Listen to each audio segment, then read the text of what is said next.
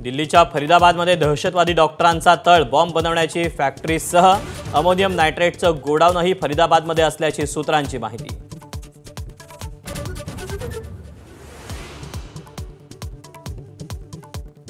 दिल्ली बॉम्बस्फोट प्रकरणी आणखी एक डॉक्टर ताब्यात। पुलवामातून डॉक्टर सज्जाद अहमद मल्ल्यालच्या मुसक्या आवळल्या तर आतापर्यंत 6 डॉक्टरांना अटक।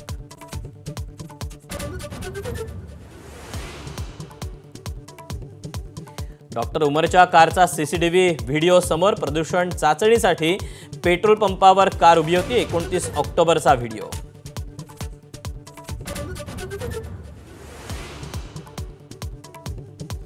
दिल्ली स्फोटाचा तपास एनआयकडे। स्फोट झाला त्या ठिकाणची तातडीने एनआयकडून तपासणी, पुरावेही गोळा केले।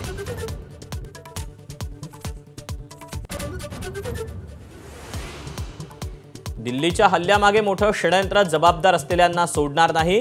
भूतानमधून पंतप्रधान मोदींचा इशारा, यंत्रणांना योग्य त्या सूचना दिल्याचीही माहिती।